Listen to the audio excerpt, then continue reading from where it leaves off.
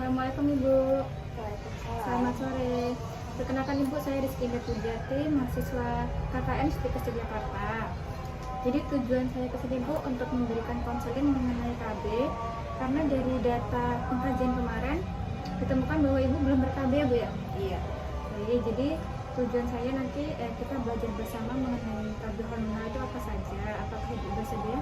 Setia. Baik, ini Bu saya ada lihat sambil juga baca. Saya akan menjelaskan dari pengertian terlebih dahulu. Jadi KB itu Bu adalah tindakan yang membantu individu atau pasangan suami istri yang mencapai tujuan tertentu terkait dengan reproduksi. Misalnya seperti menghindari kelahiran yang tidak diinginkan, mengatur jarak kehamilan, dan menentukan jumlah anak dalam keluarga. Adapun manfaatnya Bu, yang pertama itu untuk mengatur jarak kelahiran anak sehingga ibu lebih sehat dan siap menghadapi kehamilan berikutnya. Terus yang selanjutnya meningkatkan kualitas hidup secara keluarga, secara ekonomi dan sosial, mengurangi risiko kematian ibu dan bayi, dan membantu perencanaan jumlah anak sesuai kemampuan. Ibu di sini selanjutnya ada jenis-jenis alat kontrasepsi. Sebelumnya Ibu tahu nggak apa aja sih jenis-jenis alat kontrasepsi? Yang saya tahu cuma suntik sama pil. Di sini Bu, saya akan menjelaskan alat kontrasepsi yang hormonal ya Bu ya. Jadi ini kontrasepsi yang mengganggu hormon. Nah di sini ada beberapa. Yang pertama kontrasepsi susuk atau biasanya disebut implan. Terus kontrasepsi suntik yang seperti Ibu bilang tadi. Terus kontrasepsi dalam rahim atau IUD dan PKB. Semua alat kontrasepsi ini Bu ada keuntungan dan efek sampingnya masing-masing. Yang pertama kontrasepsi susuk atau implan. Ini kontrasepsi yang dimasukkan di bawah kulit lengan atas bagian dalam itu kira-kira 6-10 cm dari lipat kulit. Keuntungannya Bu ada yang sekali pasang itu untuk 3 tahun, terus tidak mempengaruhi produksi ASI, tidak mempengaruhi tekanan darah, pemeriksaan panggul tidak diperlukan sebelum pemakaian. Baik untuk wanita yang tidak ingin punya anak lagi, tetapi belum mantap untuk program hamil. Adapun efek sampingnya itu yang pertama ini kenaikan berat badan dan perubahan periode menstruasi. Selanjutnya ada kontrasepsi suntikan ya Bu ya.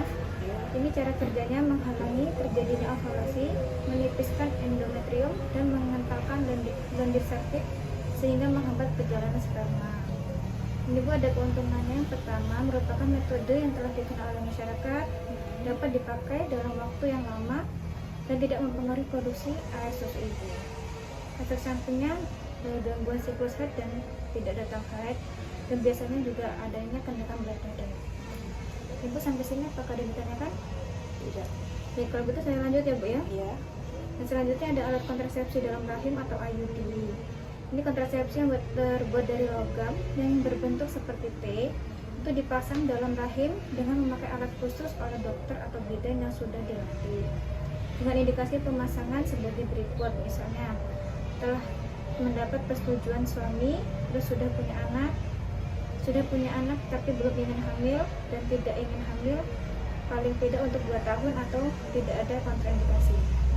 Keuntungannya Bu itu yang pertama tidak terganggu faktor lupa.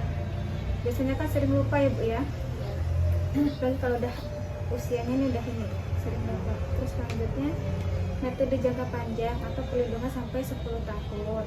Terus mengurangi kunjungan ke klinik, lebih murah dari pil dalam jangka panjang.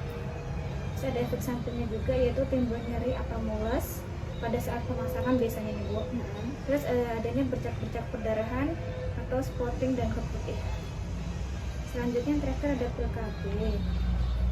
Ini yang biasa ditemukan ya Bu ya. Ini kontrasepsi yang diminum setiap hari oleh akseptor untuk mencegah terjadinya kehamilan. Ini keuntungannya mudah penggunaannya dan mudah didapat, mengurangi kehilangan darah atau akibat haid dan nyeri haid, mengurangi risiko terjadinya KET atau kehamilan ektopik terganggu dan kista ovarium, terus mengurangi risiko terjadinya kanker ovarium dan rahim, dan pemulihan kesuburannya itu hampir 100%.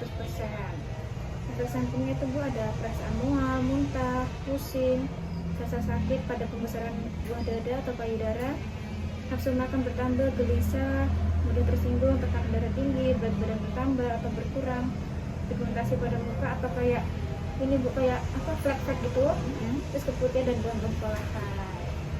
Sampai sini Bu ada yang ditanyakan? Tidak. Udah mulai paham sedikit-sedikit ya Bu ya? Iya. Tadi kan Ibu sudah tahu tentang yang full KB sama suntik. Jadi ini menambah pengetahuan tentang yang implan dan IUD.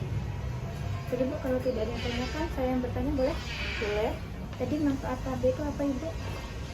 Mengatur cara kelahiran anak, meningkatkan kualitas hidup keluarga, mengurangi risiko kematian ibu dan bayi, membantu perencanaan jumlah anak. Terus untuk efek samping implan tadi apa Ibu?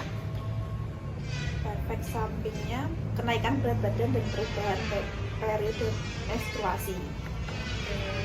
Kalau yang IUD Ibu, efek sampingnya?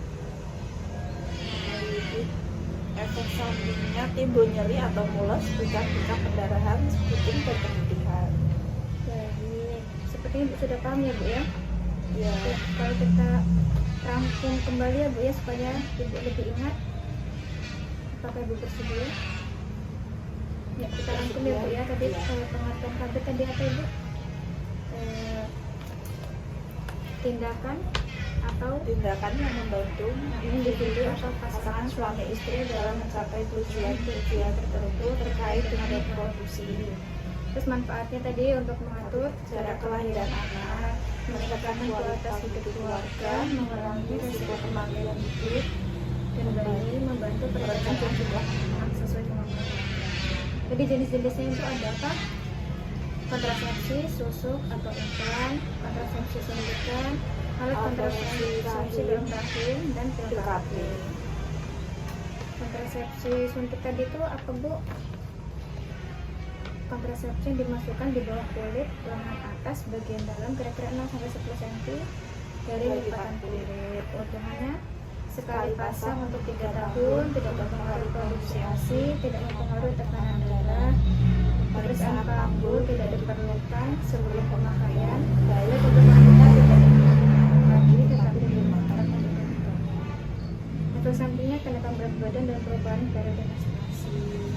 Selanjutnya untuk kontrasepsi suntik, ini cara kerjanya menghalangi terjadinya ovulasi, Ya. menipiskan endometrium dan mengantarkan lendir serviks sehingga menghambat terjalannya sperma.